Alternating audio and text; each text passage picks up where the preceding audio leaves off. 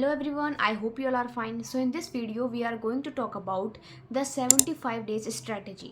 75 days strategy ये तीनों subjects के लिए रहने वाली है and for all these three subjects that is our English, our reasoning and our static GK और general awareness section.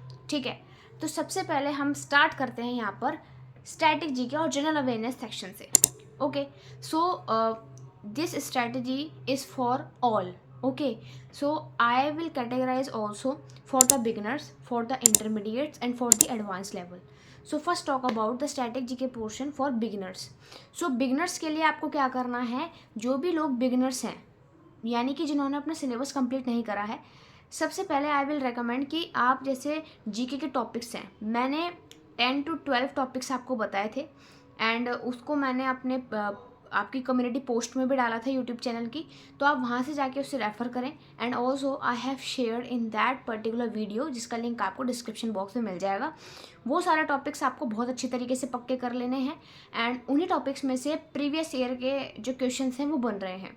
ठीक है, सेलेक्टिवली स्टडी आपको इस टाइम पे करनी है and please try to devote at least 2 to 2.5 hours to static GK if you are a beginner.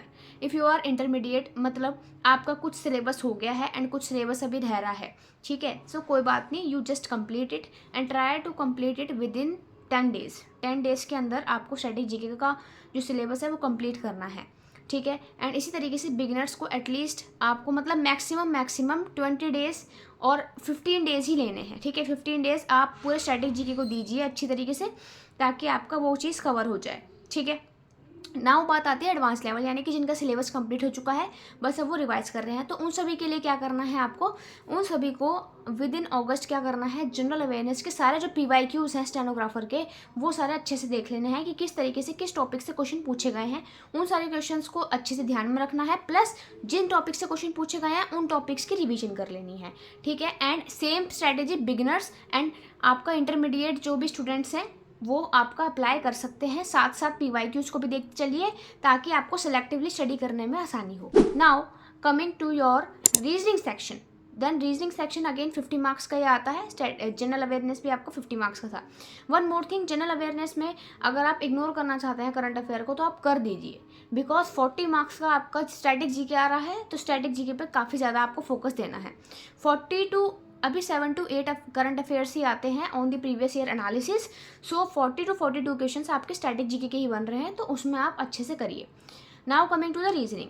Reasoning भी आपके कुछ टॉपिक्स ऐसे हैं जैसे आपके सेट एनालॉजी के क्वेश्चंस होते हैं, आपके कोडिंग डिकोडिंग के क्वेश्चंस होते हैं, आपका मिरर इमेज का भी क्वेश्चन आ जाते हैं, एंड सीरीज पैटर्न आपके क्वेश्चन आते हैं सीरीज पैटर्न वाले, एंड ऑल्सो आपका ब्लड रिलेशन से भी क्वेश्चन आता है, कैलेंडर से भी क्वेश्चन आता है, एंड आपका सिटिंग अरेंजमेंट से भी क्वेश्चन आ जाता है. So these are the topics जिसको आपको अच्छे से कवर कर लेना है.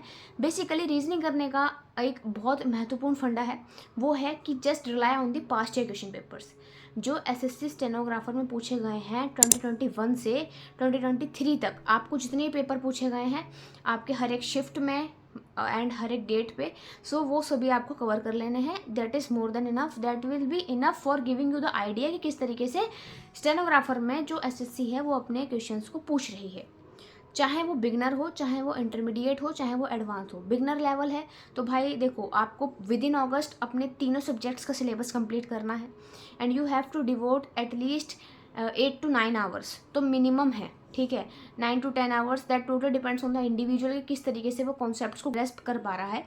And if you are intermediate मतलब थोड़ा सा सिलेबस आपका रह गया है तो you have to complete your syllabus within August only, क्योंकि सितंबर का जो महीना है वो आप फुल रिवीजन को रखें, फुल PYQ एनालिसिस पे रखें. पहले PYQ एनालिसिस करें एंड देन मॉक्स पे जाएँ. Please do not jump to mocks directly. आप सबसे पहले यही कर सकते हैं कि क्वेश्चन की प्रैक्टिस करने के लिए just rely on the previous year question paper, that is the main source. ठीक है, now coming to the most important section which is our English language. English language हमारी 100 मार्क्स की आती है एंड उस 100 मार्क्स को हमें कैसे कवर करना है. सो 100 मार्क्स को कवर करने के लिए मेजरली टॉपिक्स मैंने अपनी स्ट्रेटेजी वीडियोज़ में बता दिए हैं, जिसमें आपका active and passive voices, narration and आपका subject verb agreement and preposition, conjunction, इन सब के रूल्स को आपको पता होना चाहिए. एंड ऑल्सो स्पॉटिंग एरर वाले क्वेश्चन आते हैं, क्लोज टेस्ट वाले, रीडिंग कॉम्प्रिहेंशन का अलग पोर्शन रहता है, तो उसमें आपके लिए आपको क्या करना है, आपको रीडिंग हैबिट को डेवलप करना है. ठीक है, सो बिगनर्स के लिए क्या करेंगे आप, सबसे पहले आप पहले ग्रामर पे फोकस दीजिए, बिकॉज ग्रामर 45 मार्क्स की आ रही है। तो उसमें जितने भी आपको रूल्स दिख रहे हैं, किसी भी यूट्यूब वीडियो को रेफर करके, I will pin the suitable playlist of the grammar basics also. And English language के लिए आप क्या प्रेफर कर सकते हो, रीजनिंग के लिए क्या प्रेफर कर सकते हो, स्टैटिक जीके के लिए कौन सी प्लेलिस्ट आप रेफर कर सकते हो, I will be pinning all the playlist in the description box, आप वहाँ पे जाके देख सकते हो। एंड बिगनर्स को क्या करना है कि आपका जो इंग्लिश लैंग्वेज का सिलेबस है, इंग्लिश लैंग्वेज का सिलेबस भी आपको विद इन अगस्त, और मैक्सिमम, क्योंकि अगर आपको कुछ ज़्यादा ही टाइम लग रहा है तो 10 सितंबर तक आपको वो पूरा कर लेना है, ठीक है। इंटरमीडिएट जो भी स्टूडेंट्स हैं, यानी कि जिनका कुछ बहुत सिलेबस रह गया है, तो विद इन अगस्त ही आपको तीनों चीज़ों के जो सिलेबस है वो पूरा करना है। एंड ऑल्सो आपका जो एडवांस है, यानी जिनका सिलेबस कंप्लीट हो चुका है, उसको सिंपल अपनी प्रैक्टिस पे ध्यान देना है। जितने क्वेश्चंस आपके लगे उतने क्वेश्चन आप लगाइए। नीतू सिंह मैम की बुक है प्लिंथ टू पैरामाउंट, वहाँ पे जाके आप एक टॉपिक के एक बेस्ड क्वेश्चंस हैं उनको भी आप लगा सकते हो। जैसे एक्टिव एंड पैसिव वॉइस के अप्रॉक्सीमेटली मोर देन 200 क्वेश्चन आपको वहाँ पे मिल जाएंगे। So this is all about कि आपको किस तरीके से अपनी किस टाइम ड्यूरेशन में आपको क्या करना है। तो चाहे इंटरमीडिएट हो, चाहे बिगनर हो, चाहे एडवांस्ड हो, आपको अपना सिलेबस 10 सितंबर तक अच्छे से कवर कर लेना है। देन आफ्टर दैट आपकी प्रैक्टिस चलेगी। स्टैटिक जीके को याद रखने का मूल मंत्र यही है कि do revise the minimum topics और the limited topics in a limited content और इन अ लिमिटेड टाइम और इन अ मल्टीपल रिविजन।